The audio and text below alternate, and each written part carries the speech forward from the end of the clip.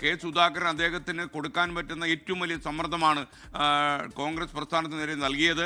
എന്നാൽ ഇത്തരം സമ്മർദ്ദങ്ങൾക്ക് വഴങ്ങേണ്ട എന്ന് തീരുമാനിക്കാൻ AICCയിൽ പെട്ടെന്നുണ്ടായ കാര്യം എന്താണ്? മാത്രമല്ല കേരളം പോലെ ഒരു സംസ്ഥാനത്ത് UDF-ന് സാധ്യത കൂടുന്നു എന്ന് കോൺഗ്രസ് പ്രവർത്തകർ ആത്മവിശ്വാസം പ്രകടിപ്പിക്കുമ്പോഴാണ് കെ സുധാകരൻ ഏറ്റവും വലിയ കടുത്ത വെല്ലുവിളിയുമായി കോൺഗ്രസ് പ്രസ്ഥാനത്തിന് നേരെ ഇറങ്ങിയത്.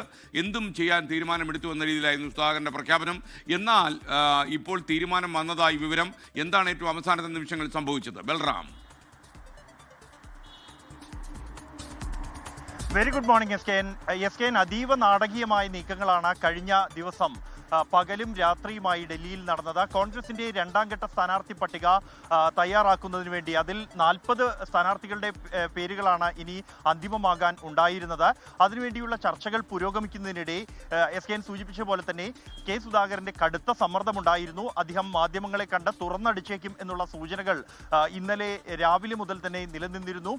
ഒപ്പം തന്നെ സ്ഥാനാർത്ഥി നിർണയം വന്നാൽ അല്ലെങ്കിൽ സ്ഥാനാർത്ഥിയാകാൻ വേണ്ട ഒരുക്കങ്ങൾ അദ്ദേഹത്തിന്റെ ഭാഗത്തു നിന്ന് നടത്തി. ഈ ഒരു സമ്മർദ്ദങ്ങൾക്ക് ഒരു ഘട്ടത്തിൽ നേതാക്കൾ വഴങ്ങി അദ്ദേഹത്തെ കൂടി ഉൾപ്പെടുത്തി, അദ്ദേഹത്തെയും ഒപ്പം തന്നെ അടൂർ പ്രകാശിനെയും ഉൾപ്പെടുത്തിക്കൊണ്ട് ഒരു പട്ടിക ആണ് ഇന്നലെ വൈകിട്ട് രണ്ടാമത് ചേർന്ന CECയിൽ തയ്യാറാക്കി മുന്നോട്ട് വെച്ചത്. അത്തരം ഒരു ധാരണയിലേക്ക് കാര്യങ്ങൾ എത്തിയിരുന്നു. എന്നാൽ ഈ ഒരു ഘട്ടത്തിൽ AICC അധ്യക്ഷൻ മല്ലികാർജുൻ ഖാർഗെ കടുത്ത അതൃപ്തി ഈ വിഷയത്തിൽ പ്രകടിപ്പിച്ചു. MP-മാർ മത്സരിക്കേണ്ടതില്ല എന്ന തീരുമാനം പാർട്ടി പൊതു തത്വമായി സ്വീകരിച്ച് ഒന്നാം ഘട്ട സ്ഥാനാർത്ഥി പട്ടിക പുറത്തിറക്കിയ ശേഷം പിന്നീട് എന്തുകൊണ്ട് അതിൽ മാറ്റം വരുത്തിയെന്നും ഇത്തരത്തിലുള്ള സമ്മർദ്ദത്തിന് വഴങ്ങിയാൽ പിന്നീട് സർക്കാർ രൂപീകരിക്കുന്ന ഘട്ടത്തിലും ഇത്തരം സമ്മർദ്ദം ഉണ്ടാകില്ലേ എന്നുമുള്ള ചോദ്യമാണ് ഹൈക്കമാൻഡ് നേതാക്കൾ മുന്നോട്ട് വയ്ക്കുന്നത്. ഈ ഒരു പശ്ചാത്തലത്തിലാണ് ഈ MP-മാരുടെ സമ്മർദ്ദത്തിന് തൽക്കാലം വഴങ്ങേണ്ടതില്ല എന്നൊരു തീരുമാനത്തിലേക്ക് ഹൈക്കമാൻഡ് എത്തിയിരിക്കുന്നത്.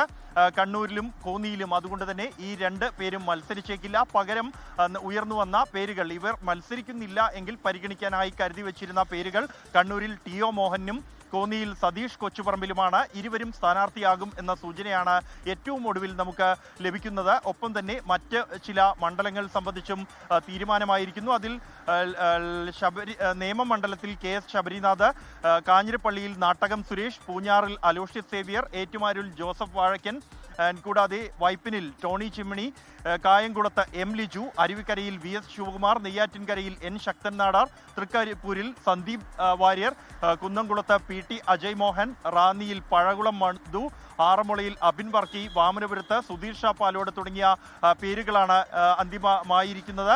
പെരുമ്പാവൂരിൽ എൽദോസ് കുന്നപ്പള്ളിക്ക് സീറ്റ് നൽകേണ്ടതില്ല എന്ന ഒരു തീരുമാനത്തിലേക്കും എത്തിയിരിക്കുന്നു. ഈ MP-മാർക്കൊപ്പം തന്നെ കടുത്ത സമ്മർദ്ദവുമായി രംഗത്തുണ്ടായിരുന്നത് എൽദോസ് കുന്നപ്പള്ളിയായിരുന്നു. അദ്ദേഹം കഴിഞ്ഞ ദിവസവും ഡൽഹിയിലെത്തി നേതാക്കളെ കണ്ട് തനിക്ക് പറയാനുള്ള കാര്യങ്ങൾ ധരിപ്പിച്ചിരുന്നു. പല നേതാക്കളുമായും അദ്ദേഹം കൂടിക്കാഴ്ച നടത്താനും ശ്രമിച്ചിരുന്നു. അത് പ്രധാനമായും ഈ എൽദോസ് കുന്നപ്പള്ളിക്കെതിരെ ലഭിച്ച പരാതി ഹൈക്കമാൻഡിന് മുന്നിലുണ്ട്. ആ ഒരു പശ്ചാത്തലത്തിലാണ് ഒന്നാം ഘട്ട സ്ഥാനാർത്ഥി പട്ടികയിൽ സിറ്റിംഗ് MLA-മാർ മുഴുവനായും ഇടം പിടിച്ചപ്പോഴും അതിൽ എൽദോസ് കുന്നപ്പള്ളിയുടെ പേര് ഇടം പിടിക്കാതിരുന്നത്. രേഖകൾ, ഈ കേസ് രേഖകൾ ഉൾപ്പെടെയുള്ളവ പരിശോധിച്ച ശേഷം പിന്നീട് പരിഗണിക്കാം എന്ന ഒരു ധാരണയിലേക്ക് കാര്യങ്ങൾ എത്തുകയായിരുന്നു. എന്തായാലും നിലവിലിപ്പോൾ ഈ ഒരു പട്ടികയിൽ എൽദോസ് കുന്നപ്പള്ളിയെ പരിഗണിക്കേണ്ടതില്ല ഇത്തവണ സ്ഥാനാർത്ഥി പട്ടികയിൽ എന്നുള്ള ഒരു തീരുമാനത്തിലേക്ക് ഹൈക്കമാൻഡ് എത്തിയിരിക്കുന്നു എന്നുള്ളതാണ് വ്യക്തമാകുന്നത്. ഈ രണ്ടാം ഘട്ട സ്ഥാനാർത്ഥി പട്ടികയിൽ 35 പേരുകളാണ് ഉള്ളത്. ആ ഒരു സ്ഥാനാർത്ഥി പട്ടികയ്ക്ക് ശേഷം മൂന്നാം ഘട്ട സ്ഥാനാർത്ഥി പട്ടിക ഉണ്ടാകുമെന്ന കാര്യവും ഉറപ്പായിരിക്കുന്നു. കാരണം 5 സീറ്റുകൾ സംബന്ധിച്ച് ഒരു അന്തിമ തീരുമാനത്തിലേക്ക് എത്തിയിട്ടില്ല എന്നുള്ളത് തന്നെയാണ് ഡൽഹിയിൽ നിന്നും മടങ്ങും മുമ്പ് പ്രതിപക്ഷ നേതാവും ഒപ്പം തന്നെ KPCC അധ്യക്ഷൻ സണ്ണി ജോസഫ് ഉൾപ്പെടെയുള്ളവർ വ്യക്തമാക്കിയത്. അത് പട്ടാമ്പി, ഉദുമ സീറ്റുകൾ ഉൾപ്പെടെ 5 സീറ്റുകളിലാണ് ഇനി ധാരണയാകാനുള്ളത്. അത് ഉൾപ്പെടെ പരിഗണിച്ചുകൊണ്ട് ഇന്ന് വൈകിട്ടോടെ ആ 5 സ്ഥാനാർത്ഥികളുടെ പേരുകൾ കൂടി പ്രഖ്യാപിക്കും. ഇന്ന് രാവിലെ 11 മണിയോടെ രണ്ടാം ഘട്ട സ്ഥാനാർത്ഥി പട്ടിക, അതായത് 35 സ്ഥാനാർത്ഥികളുടെ പട്ടിക പ്രഖ്യാപിക്കും എന്നുമാണ് ഏറ്റവും ഒടുവിൽ ലഭിക്കുന്ന വിവരം. SKN. ലോകത്തെവിടെയായാലും ഏത് സമയത്തും 24 വാർത്തകളും ഓഗ്മെന്റഡ് റിയാലിറ്റി പാക്കേജുകളും എക്സ്പ്ലെയിനറുകളും വിശദമായി കാണാൻ ഞങ്ങളുടെ YouTube ചാനൽ നിങ്ങൾക്ക് സബ്സ്ക്രൈബ് ചെയ്യാം.